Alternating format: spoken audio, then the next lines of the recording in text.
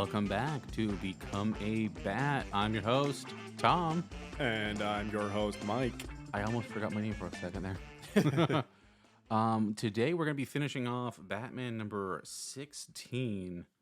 And I know we kind of like jumped ahead with Detective Comics, where we already got Alfred, but today we get the Alfred origin story. Right? It's awesome. Yes. I think it's better to like read the story where he's already there and then go back and read the origin story. Yeah, the way I kind of like, I didn't realize they would do an origin story because sometimes with characters, like they'll just introduce characters and be like, this is how it is now. Yeah. It's more like that in television, I think. Right? Like sometimes when you get a new season of a show, they're like, they retool things because like the executives want, certain things there. Right. So you just like, okay, that's how it is. I'm going to roll with it. You're like, So I was, yeah. he's got a butler now. Deal with it. Yeah. That's what I assumed it was like with Alfred in this when we read his Detective Comics like introduction, but we get a proper origin. Mm-hmm. But before that, we have the third story, The Adventures of the Branded Tree. That's right. Yes. I'm gonna just jump right into it, and then you can describe the splash right. page on this one, and I'll read the blurb. Real quick, this one is art by Bob Kane, Jerry Robinson, George Russos, and written by Don Cameron. You to do the description here. I want to read this one. I really enjoyed reading this one. So yeah. Okay, so basically, this one takes place. It's kind of weird the way they did this here. Actually, okay, so the majority of it is inside of a paper milling room. So there's a paper mill, and it's spouting out, releasing a giant like sheet of paper, and it's actually cleverly where like the blurb is. But in it is Batman tripping up like a bad guy, and then there's like two other like goons like behind him shooting at Batman, and Robin's like standing in the background of the photo. And somehow my watch thought I said, "Hey Siri." Oh, now I actually said it. Okay. Anyway. Above the two goons though is like an outside view.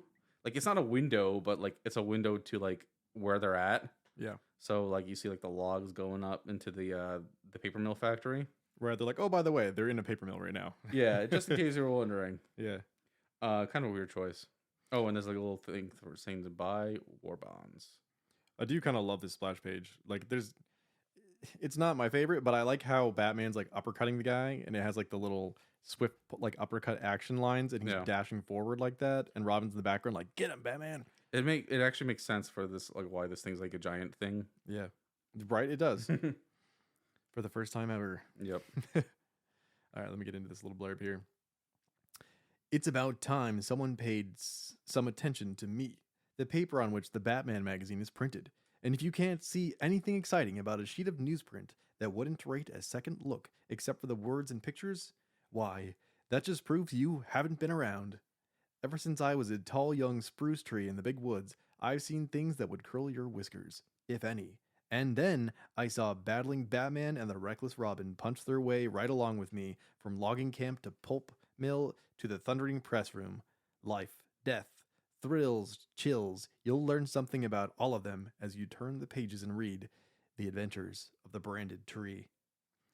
That is the first blurb that was written from the perspective of a tree. And probably the only one in the history of Batman. Boom! That's so weird, but it's also ironic because we're reading these on digital screens. I know. I just had to read that one because I was like, what? I the feel, hell? If this was a issue of the Spirit, yeah, we would see it from like the tree's perspective. Like the tree would have a face, and like we'd see it get chopped down and like milled, and like there would just be like a Spirit story incidentally around it. Yeah. I guess this is supposed to be from the perspective of the tree in question that's being chopped down and used throughout the whole story. Yeah, this one is just like it's there, but and then at the end we'll see, like it has another like new significant life. Yep. All right, let's get started. So we see a couple loggers in the woods chopping down trees. They're about to chop down a tree that has a weird dagger mark carved into it. One of them makes some sort of comment about it, and then the other one is just like, screw it, it's just a tree, who cares? And begins to chop the tree down. In the background, we see a couple thugs, or a couple gangsters from the city heading towards the tree. They see the men chopping the tree down, and they start picking them off with their guns.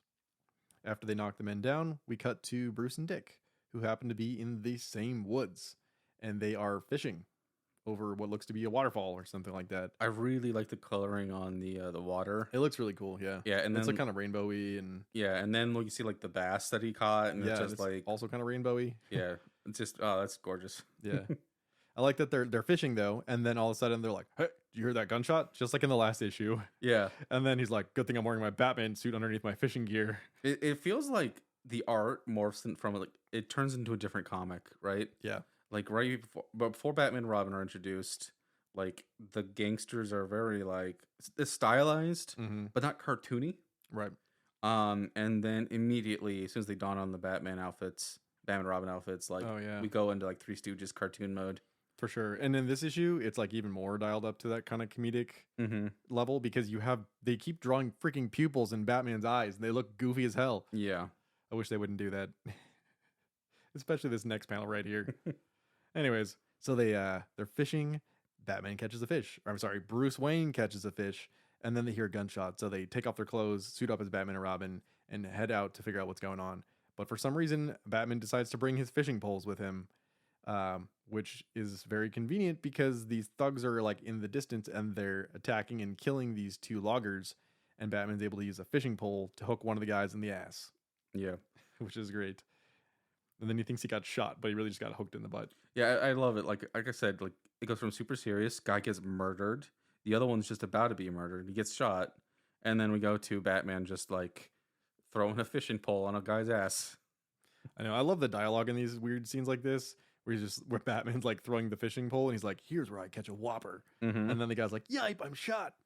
But then, like, even when they charge them, instead of being like, "Holy crap, it's Batman," they're like, "Wah, the Batman." Yeah. Like the dialogue in these last couple issues, they've done a really good job of like making the dialogue phonetic, so like you kind of understand how these people sound when they talk. Yeah. Especially with these lumberjacks here too. I They're noticed that hardcore this story. Yeah. Especially since like this one and the next one where we have the gangster who's like Spanish. Yeah. They really dial that up in these couple stories. Anyways, Batman and Robin attack the thugs, trying to keep them off of the loggers. This fight scene is kind of interesting. Like, I don't want to get super in depth with it, but I will say that at one point, Robin uses a fishing pole to pull the handle of a saw and then like smacks the saw back into a guy's head. That's all pretty entertaining. Mm-hmm. And then while they're fighting, one of the thugs crawls up to the top of a stack of logs and like sets the logs loose on Batman and Robin, trapping them. But somehow they come out unscathed. But it gives the thugs enough time to run away. Batman gets pupils again in this next panel. You know what the pupils remind me of? They look cat-like. They look cat-like, but they also look like Homer Simpson, like in that episode where he's on jury duty and he's like clearly sleeping. Yeah. But he puts those glasses on, so it looks like you have your eyes open. Oh yeah. Like it makes Batman look. He looks Weird. like a dumb person trying to act smart. Yeah, I don't like it. I don't like it at all. So, anyways, after they manage to rescue one of these guys, they go back and administer first aid and discuss what's going on. He talks about the dagger that was in the tree that they cut down and how they didn't really think anything about it. And then they go back to the site of the downed tree, right? Mm-hmm. The tree, well, it wasn't completely cut down, but when they get back to the site, the tree is completely cut down. And there's other loggers there who tell them that they didn't think there's anything weird about it. They just cut it down, chopped it up, and sent it downriver like all the other trees. Yep. So Batman and Robin head over to I don't know what you call this, like the little slope where they shoot all the logs down into the water. I don't know either. I've never been a logger, so Yeah. just we'll call it a slide. I don't know. Yeah. So anyways, they A head over belt? there. I don't know. It's not conveyor belt. I don't know, a conveyor slide thing. Yeah. They go over there and they see all these logs like coming off of this like slot here, and they're all in the water all over. They all look the same, and only one of them has the dagger carving, so they think it's gonna be impossible to find. So instead of hunting for it, they just like settle down for the night and they cook and eat the fish that they caught as their alter egos. Then we have a scene here where a couple more thugs from the city attack and beat the crap out of or possibly kill some more of the loggers, and then head to the employment office for the logging industry and get hired in to take their places because they're missing a few men. The manager, or whatever you'd want to call him, the boss of the logging place, Foreman? the foreman. I'll go with Foreman. Yeah, he gives them a tour, shows them all the different elements of the mill and like how everything works, which is actually pretty cool. Like, I don't know all this information. It was fun to learn. I feel like it's pretty realistic. Yeah.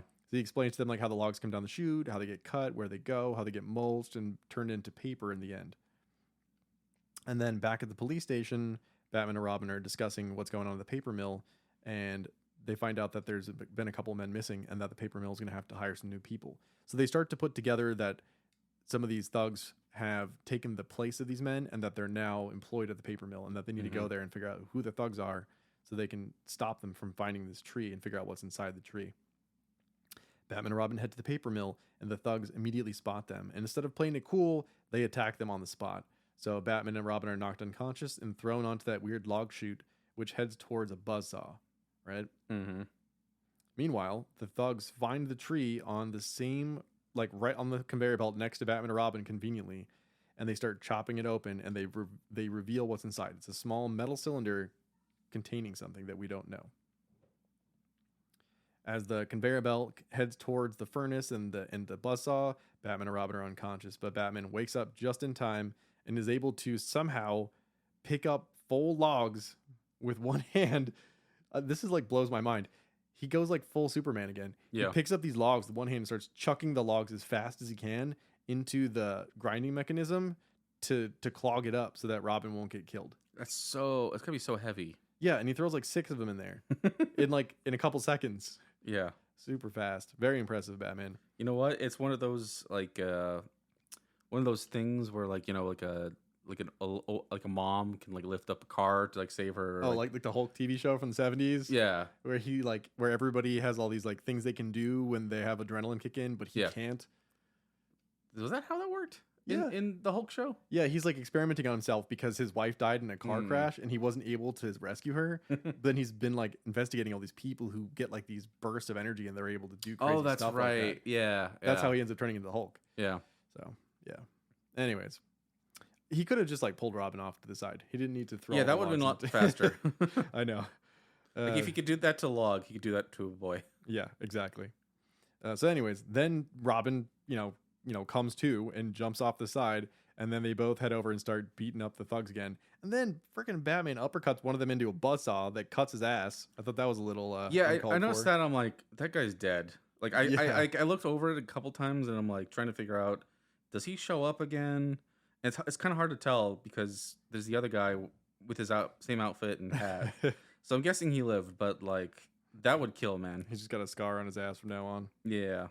But then Robin throws a guy onto the little like paper making machine that's like a heated piece of metal and burns his ass. Then Batman punches a guy onto a calendar roller.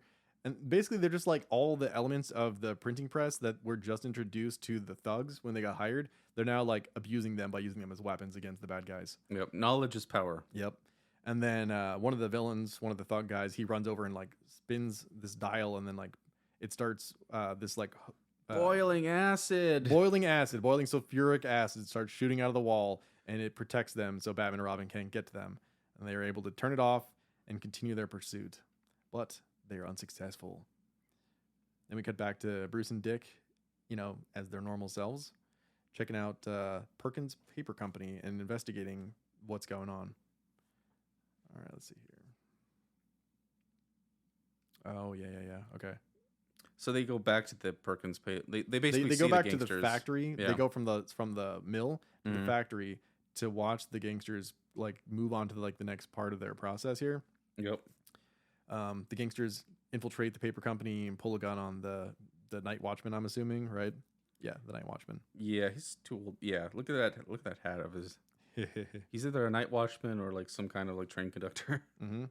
Then they start searching through all of the calendar rolls. I'm not sure why they call them that. It's just a big ass roll of paper. Yeah, I think ream would be the we call it these days. So they're like shoving their hands down the centers of these reams of paper, trying to find the one that's concealing the little metal canister that contains something that we have yet to see. It's Jules. It was obvious. It was Jules. Obviously, it's Jules, but they didn't reveal it yet. And then the shadow of Batman appears on the wall, and they all freak out. And Batman jumps over a railing and starts to beat the crap out of all these guys. And I love this shot here. It's very like WWF, where Batman's got one dude in like a headlock, and then he's like diving into the air and like shoving the other guy over. Yeah, it's great. I like the panel next to it with the gunshot. Bullet. Yeah. Yeah, a guy fires a bullet at Batman, and he does that thing he's done like 10 times before where he hides behind the corner of a wall. But the projectile line of the bullet is like blue and red, and it looks really interesting. It's stylistic. It doesn't make sense, but it's cool.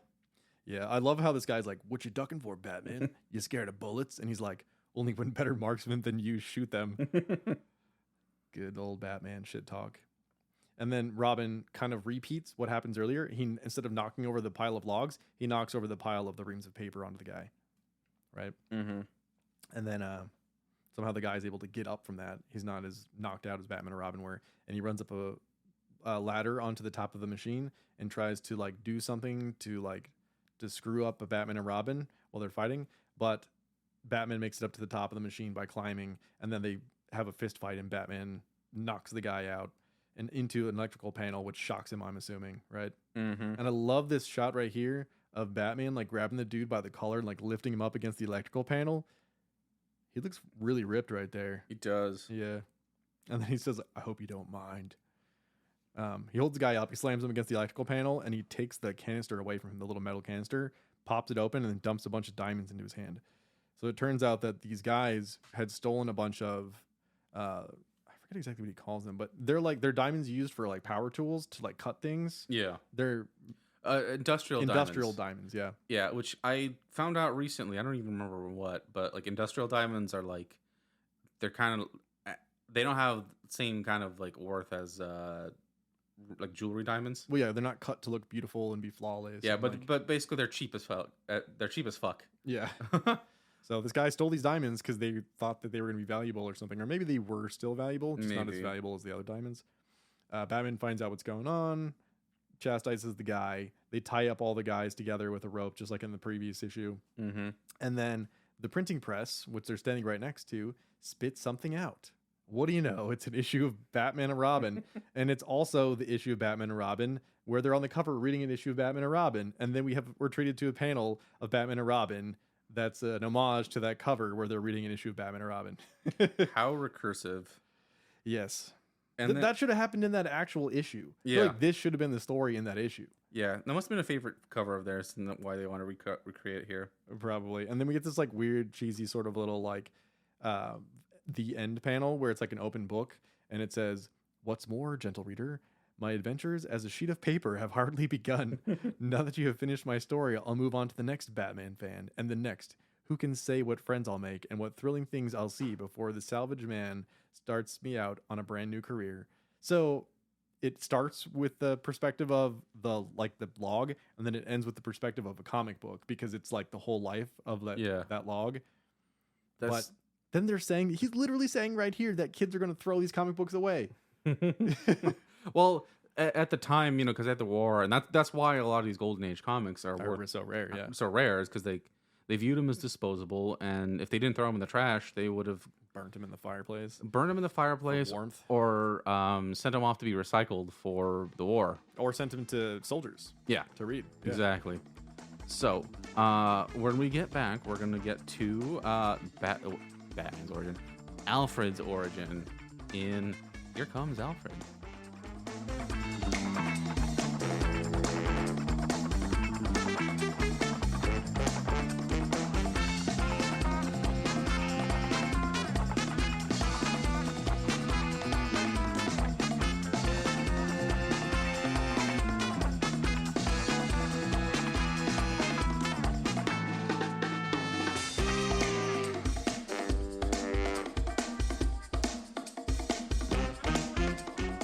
And here comes Alfred indeed. So, same makers of the last one, written by Don Cameron, art by Bob Kane, Jerry Russos, and Jerry Robinson. You want to describe the splash page? Yeah, it's an interesting one. It's another one of those like giant character, small surroundings things. We have a giant Alfred this time, and he's walking through, I guess, the living room of some building. I think And- it's supposed to be Wayne Manor. I think so too, but it's like kind of impossible to tell. But he's walking through a living room, and he's like reading his How to Be a Detective book, and he's just like so engrossed in the book he doesn't realize that he's like smashing things and about to step on some guy, and all these thugs are like running away, screaming in terror at giant Alfred. Yeah. But then we have Batman and Robin in the background, and they're like shaking their hands together, like "Yeah, hooah," or something like that. I think we don't see any ropes, but I think they're supposed to be tied up. You think so? Yeah, I think the idea is basically Batman and Robin. Oh, you know what? Maybe maybe Batman and Robin were like hiding there, and then like Alfred kind of strolls in, like bumbling in, and just kind of ruins their thing. But he's just so big that like it doesn't Yeah. matter. So they're like, all right, well, let's roll with it. That's kind of what I get from it. They're like, yes, take those guys out. Yeah. It's like Alfred is like a strange third party that they've now got to deal with. Yeah. So let me give this a shot here. Two's a perfect fighting team, and three's a crowd in the case of Batman and Robin. And what a crowd when the third is the singular gentleman you are about to meet, landing in the midst of violence after a violent crossing of many oceans, nonchalantly attracting violence wherever he moves. This amazing fellow gives America's ace crime smashers the most violent surprise of their lives, and makes it like him, and makes them like never, and makes them like him for it. Okay, whatever. You have never before encountered anyone quite like him, but you'll be eager to see him again. A sit through, and now sit through, yeah, and now sit tight, for here comes Alfred. Watch that one, the hell, whatever. I like how it says violence follows him wherever he goes. Yeah, It makes him sound like a total badass, but he's just kind of like a bumbling idiot who Yeah. happens to do things the right way. yeah, I really like this dynamic with him. Like a lot of times, he'd be like a bumbling idiot, but then like, he screws everything up. But like for Alfred, it just kind of bumbles his way into like solving things. He's kind of like Shaggy and Scooby Doo. Like they're not trying to solve the mystery; they're running away in fear, Mhm. but then like somehow they solve it anyways while trying to get away. Yeah. He's not exactly trying to get away, but it's just funny how he like conveniently solves things. Mm-hmm. So, anyways, the story begins, and we see a boat, and it's coming in from England, Great Britain. And I didn't even think about this till now, but it's pretty significant because England is in the middle of war. Yeah, So he had to basically flee his country, more or less. But he's not fleeing as a refugee. He's basically fulfilling a promise to his father. Mhm. So while he's in the boat, Alfred meets an acquaintance, and basically, um, they're just like talking. They're parting ways. It doesn't really say who he is. Let's see. But anyways, Alfred gets on. He's finally in America. Like he's off the boat, and he's the inspector. He's getting like stuff inspected, and we kind of like get the sense that he's very much into becoming a detective. Mm-hmm. He's got a book, and he's even like touting himself as a detective. Right. He's telling people that he is one. Yeah.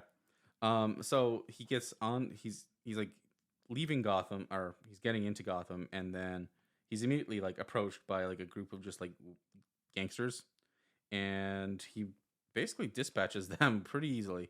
Yeah. He like swings his suitcase and takes him out, and he doesn't even realize Batman and Robin are like standing there watching this whole time. Don't you mean his Valis? His Valis. What the hell is up with that? I don't know. They've used it in the last two stories though. Like I've never even heard. I don't even think that's a British word for a suitcase. I would accept that, but I've never heard that. That's what they called the Joker's little suitcase thing full of jewels in the last one too. Yeah.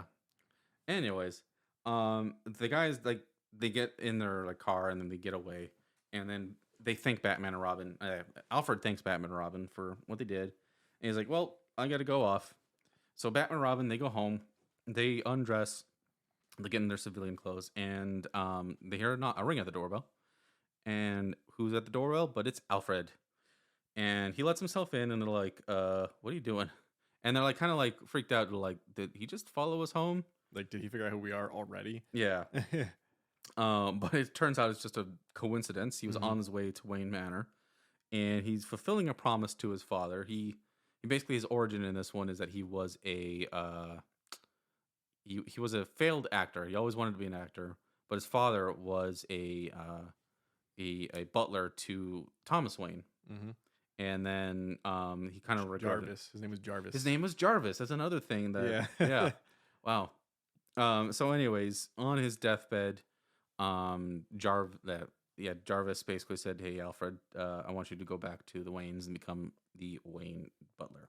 Mm-hmm. But Alfred even says like it kind of took him a couple years because like one of his boats like got sank by a submarine or something like that, right? I think he said it took him 3 years, which almost would put him right there at the first issue of Batman. Yeah, From the very beginning. chronologically, yeah, like right before Robin showed up, which is an interesting way of going about it. Yeah. They're like saying like it's almost like the writers are saying we should have given him a butler the whole Like, time. he should have been here all along, but like the war and like all kinds of stuff delayed him for years. Yeah. So anyways, he's like making himself at home. He's like, well, he's not making himself at home. He's getting right to work, right? Right. And Batman, Bruce and Dick are like, okay, well, he didn't figure out our secret identities, but we obviously can't let him stay here. We'll humor him for the night. Tell him, he's dismissed in the morning. He's good. And then they go to sleep, and then Bruce's like alarm goes off, and then he gets dressed up as Batman, and then notices that like there's a bunch of guys, the guys from earlier are attacking his house. Yeah, he's got a weird burglar alarm. Yeah, It doesn't make a sound. It just shoots a beam of light at his face to wake him up. yeah, it's gonna be like a very strong beam. Like maybe it's like hot too. Yeah, so you can feel the heat. Yeah. Anyways, he's basically like just cleaning things up, and then he's cleaning up like all these old newspapers, and when he notices one of them is about this guy named Duke of Dorian. Duke of Dorian, premier flees Right. Nazi invasion. Duke of Dorian Yeah. looks exactly like the guy who he got off of the train with, Yeah. or the boat with. My bad. So it turns out the Duke is the one like basically invading Wayne Manor, and they first get to Alfred, and they're holding him up, and then Batman and Robin swoop in, they attack, and the Duke and his guys leave. I love this panel where the Duke, Robin like slaps him with the mirror, Oh yeah, and he says, "I am I assassinated." am assassinated. I love that too. Yeah, I love everything about like Robin jumping in front of the dagger. The dude throws a freaking dagger at Batman's head, and Robin jumps and catches it with the Halo hand mirror. yeah, that's awesome. Yeah. So anyways, Alfred's like, "Well, I'm gonna go get him," and they're like, "Nah, stay."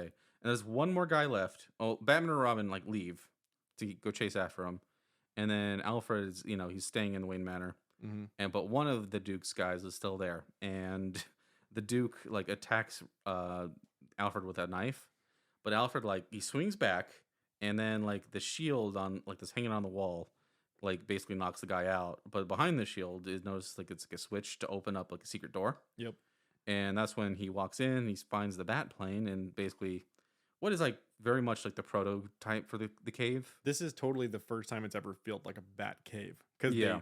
they do like the secret lever. It opens the panel. You go down the stairs, and boom! Like here's all like the laboratory equipment in the bat plane. Yeah, like it says it's an underground hangar. Yeah. Which makes sense. So he's not going there. It looks like they've abandoned the whole like running through that 2 mile That like one or 2 mile tunnel to get to the barn. yeah. They're like, fuck it, we'll just put it right underneath here. Yeah. So basically, yeah, Alfred puts one into one, like two and two together. Hmm. Batman and Robin are Bruce Wayne and Dick Grayson. So, anyways, Batman and Robin they chase after the Duke, and they meet him at like a theater, right? And then they like trap him with these bolas, Hmm. and then they hang him up like basically like hang him on the rope thing. Is it just me, or does it seem like they have bolas on the end of fishing poles? To me, they look like hot dogs. Well, yeah, okay, they look like hot dogs, but it looks like the guys are using fishing poles from the balcony to wrap them up. Yeah. So Yeah. So, anyways, they're tied together. They're not hanging by the neck. They're like it's like a stage like rope, right? They're yeah, they're being- like wrapped around them in all these different weird ways. yeah. So, anyways, Alfred like basically follows him in, and he basically finds Batman and Robin, lets him down, and then the Duke goes to like their next target, right? And it happens to be like the guy that like Alfred was a friend of on the ship. Yeah. In the boat. So anyways, they basically kidnap him and take him back to the theater. But Batman and Robin, they're already freed. And then Batman, Robin, and Alfred like team up together to take out the Duke. So the Duke is down. He's arrested. And they find like a bag full of jewelry. Let's see. By the way, I like how they string up Batman and Robin, and they said that they're gonna find the third man, like that movie, and then they're like, we know who the third man is. Alfred's the third man. Yeah. This movie came out before Third Man. I mean, No, this the issue. story did, Yeah. yeah. But it just obviously it makes me think about that. Also, wasn't it crazy? I was reading Devilman, and there's a Third Man reference in there. Yeah. What the hell? Yeah, that's crazy. So anyways, they find out it's a friend, and the guy is like, "Oh shit, you are an amateur detective. Awesome job." Mm-hmm. So anyways, it's like the next evening, Bruce and Dick are at home, and they're reading through the newspaper, checking out like how the Wayne butler like basically catch the thieves. And then Alfred comes in. He's like, "Oh yeah, check it out. I cleaned out your uniforms." And they're surprised. They're like, "What?" And he's like, "Hey, the bat signal's out there. You can go out and do it." And they're like, "Well, the cat's out of the bag. They know who we are. I mean, he knows who we are, and that's how he joins the Bat family. I like that because it's still kind of like his other appearance, where he Yeah. just sort of like, interjects himself into their life and is like, I'm part of this now. Yeah, yeah, They're just sitting there reading a newspaper, and then he walks in with Batman's fucking costume, and he's like, here's your costume. There's the bat signal. Time to get to work. yeah. And they're like, okay, this is how it is from now on, I guess. This version of Alfred is it's so much different than like what he morphs into. Oh, yeah, I know. Like the other one's like this proper, like the Alfred you think of when you think of Alfred is like this proper like English gentleman, Right. Like very clean cut, and I guess proper is the best way to put it, right? This guy is he's kind of a comedian. Yeah, Right. He fancies himself a detective, which he is a detective, but he's just not that good. He's amateur. Yeah. Right. But he also fancies himself an actor, like an actor, yeah. like Clayface from that Harley and Ivy show. He's like a failed actor. He's all plump and bald, and he looks like Alfred Hitchcock. Yep, a little bit. I can only assume he's like based on him because Alfred Hitchcock was famous and popular at this time too. Yeah. He would have been a known person. Yeah, it's just strange how like went from like Alfred Hitchcock bumbling Alfred to I don't know. The one I think of is the animated series one. Yeah, very different. And even then, like after that, they try to make him even more serious by giving him like a military background. Yeah. The newer ones are just kind of I think they just do that to sort of like eliminate Robin from having to be such a big part of Batman stories. Yeah, I mean, it makes sense to a degree too. It's like you have Batman, most of the stories now, he's raised by Alfred. Yeah. As a surrogate father after his parents die. Mm-hmm. And who's going to give him like the basic blocks of like self-defense? True. Alfred. But if you eliminate the whole element of like Ra's al Ghul from Batman Begins giving Bruce Wayne the idea to use theatricality, Yeah. it would make sense to have Alfred be like a wannabe actor, and then Batman gets the idea Yeah. to use the theatricality from Alfred. I can see that, yeah. Yeah, so I they can't could've played into it. I do not see the Michael Caine version giving him like combat tips at all. No. I don't see that version of him making a batsuit for him or like giving him any ideas to do anything. I just see No. him as a straight up butler who's just a butler. Yeah, that one just kind of seemed to be like he just kind of like Bruce is like, I'm gonna be doing this, and then Michael Caine's like, are you sure that's a good idea, Master Wayne? Yeah. Okay, I'll roll with it. You know which version of Alfred is closest to this? Hmm. Is the 60s TV show one. Yeah. Because he does actually like suit up and go out with them He sometimes. does. and, like, yeah. He does sort of help to some degree with some of the cases. Yeah, I think that's definitely where I wonder when we'll see him, because I bet you like once that version pops up, that's when Alfred like becomes more like that. It happens pretty soon. Okay. Alfred goes through like 3 different looks. Oh, really? Okay. Yeah. So we'll enjoy this one while he lasts. Real quick, one thing I wanted to bring up that you like glossed over: Mhm. when Batman and Robin get tied up with the bolas, the bad guys like throw the rope over like a beam or something, and they like hoist them up way up into the air, so they're like hanging there helpless. And then Alfred comes in to try to find them, can't find them, and he's like, well, I'm on stage, I might as well sing a song. And he starts just singing a freaking song. Yeah. And then he realizes at some point that Batman and Robin are like right up above him, hanging suspended by these ropes, and then he cuts them down. Yeah. But they got to sit there and listen to him sing first.